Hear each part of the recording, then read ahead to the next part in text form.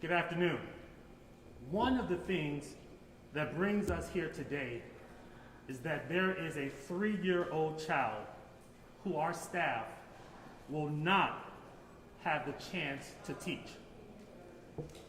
I'm here enlisting the support of the community to help stop this violence.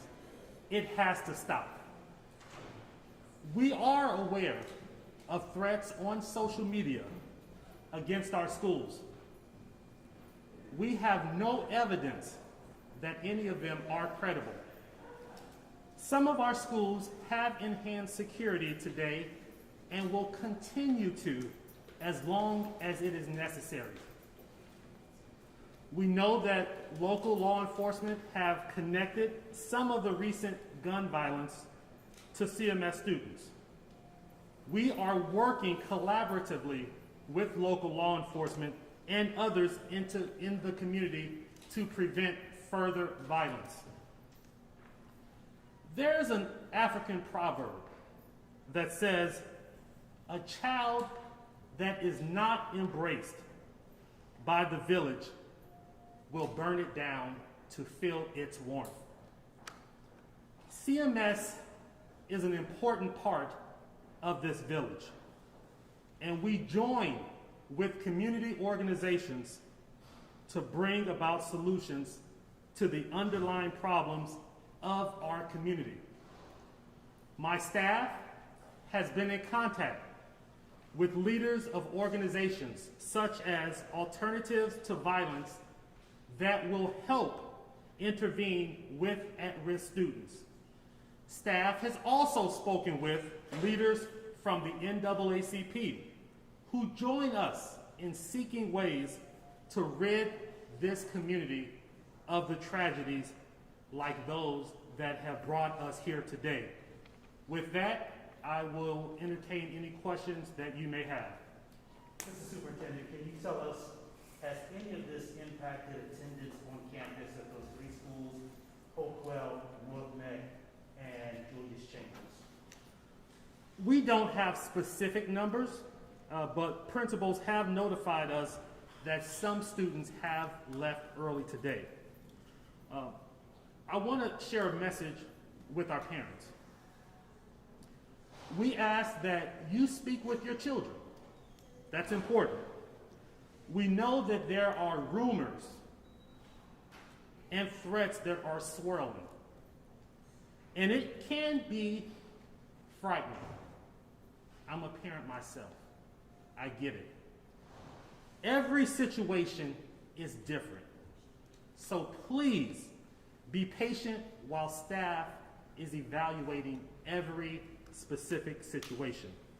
And while we know that parents are in communication with their child, please understand that the information that they receive from social media and their friends may not always be accurate.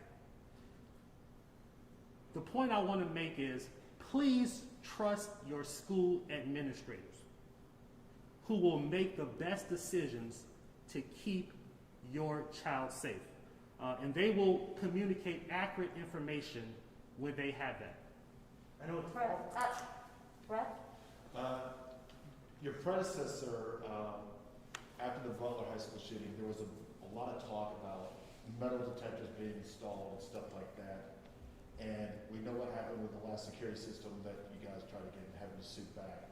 So the question is, with the extra $17 million that you weren't accounting for, or expecting from the county, are you considering, is it even considering putting in metal detectors at these schools? Because there was 5 guns in the first 5 days, and I think 6 guns in the first 8 days. So there have been only 5 weapons that have been found on our campuses. Okay.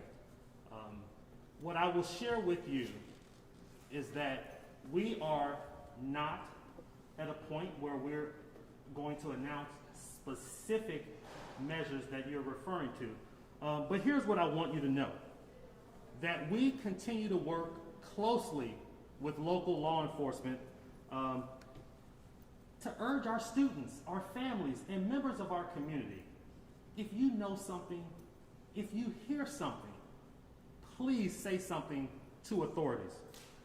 At our schools, I think you know that we have reinstituted random safety screenings, and so we believe that is a mitigating measure that we will take. We will continue to see that will prove to be helpful. We are also asking all students, all staff, all families to please be vigilant and be on alert and say something if you hear something. Thank you so much. We're going to conclude this press briefing now. I appreciate you coming out today, and we appreciate the work that you do in the community. Thank you. Eve, will you guys be releasing the information that you find during these random searches like you used to do right after the Butler High School shooting? You know what? I will actually. We usually don't. To my understanding, we don't release that information unless a weapon is found. Right. Yes, we absolutely will be releasing Okay. that information if a weapon is found. Okay. We also are very clear. Sorry. We also are very clear that we notify parents at the start of a random screening, and we also notify parents, families of that school at the closing of every screening. So that's what we're doing. Do you know how many schools you're doing? I'm not going to say any more questions at this time, but I can give you the list of schools that have been completed at this time. Okay. And I'd love Thank to, you very much. I'd love to see if we can get any data on how this has impacted attendance also. Thank you very much. Have someone email us directly in the communications department, and we will determine if we can provide you that information when we have the data. And could you also tell us about the arrest, the number of arrests That would be Charlotte-Mecklenburg Police, and you can go to the law enforcement agencies to get that information. Thank you.